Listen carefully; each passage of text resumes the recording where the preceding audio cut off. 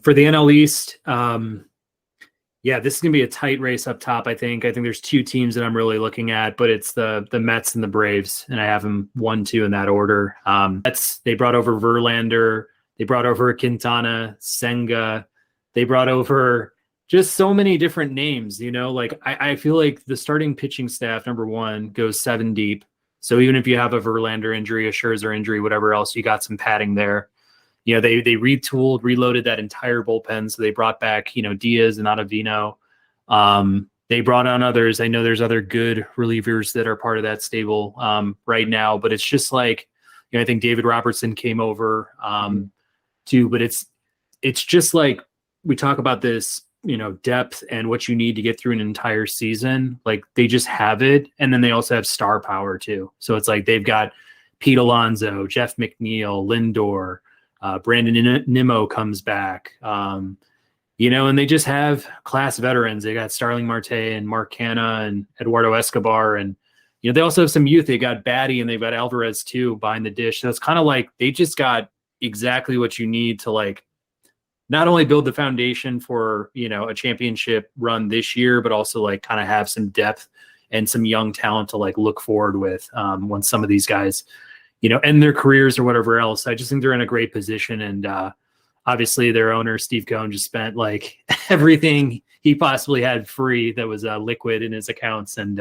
went after it. But the Braves are right there. I felt like this was a really tough call for me because I like the Braves and I love their top 3 now in their rotation with Fried. They've got Kyle Wright. They've also got Charlie Morton, but Spencer Strider is one of the guys that's, really come on the scene as far as, just his strikeout dominance. I think he had like 130 innings logged last year with over 200 strikeouts, was completely locked down for them. But I just like what they do. I just don't know if they have enough depth in case there's an injury in the rotation. I think that's the only knock I had on the Braves. But you look at their lineup and it's like, while I don't think they have as deep of a lineup as the Mets, I think their top 6, 7 are superior. I think they have like a very top heavy type of club. Like they're similar to the Astros in that sense, where it's like their 6 to 7 batters are going to be all-star caliber batters. But then beyond that, I worry about like what happens if Acuna goes down or Albies goes down again, like who's there to back them up. So it's my only knock on the Braves, to be honest with you, because I think they're a really good team. This 3rd, 4th decision was pretty tough for me too. I've got the Phillies and then the Marlins. Kind of a head scratcher because like the Phillies just went to the World Series, but without Bryce until summertime, I think that's going to be way bigger of a loss than I think most are anticipating. They bring over Trea Turner. They've got the same squad coming back, so it's not like they missed a huge beat there. But they might have a little bit of a hangover similar to our, teams in football that we discussed last year. It's just like, you get to that mountaintop and you lose, and you've already endured all that pain. You've gone through an extra month of baseball, for some of their pitchers, like a Wheeler or Nola, who pitched deep into the year last year, Suarez even. It's like, how much energy, how much, stamina will they have throughout the year to kind of continue the chase? Maybe they come out with a lot of motivation that helps them, but I just feel like they're going to be a little light on the production side, although they have a pretty good offense. But yeah, I worry about some of their starters and what happens if a guy, has an injury or goes down. So that's like kind of the one thing I worry about. The Marlins, I love their pitching staff. I've been saying this for 2-3 years. They're so deep with young starters. I mean, Sandy Alcantara was Cy Young last year for the NL. They've got Luzardo there. They stole Johnny Cueto from us. They've got Eduardo Cabrera and Trevor Rogers. Like they just go deep with really young guys. Even a Braxton Garrett's pretty, interesting. But on the offensive side of things, without, with the exception to Jazz Chisholm and Luis Ariz, it's like you look position by position. You're just like, what are you going to give me this year? And like, is there going to be any power on this team? Like consistent power. I mean, I like Soler and Avisail Garcia in terms of like their upside for power, but are they going to be consistently good enough to give you 30 home runs, 40 home runs? Like, I don't think so.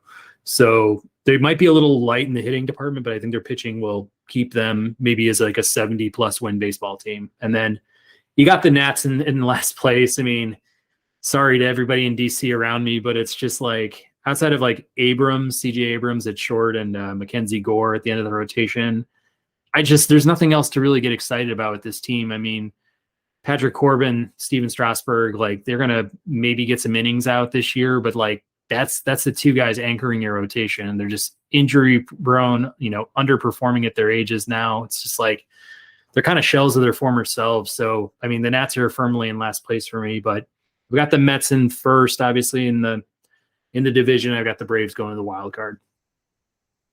Yeah.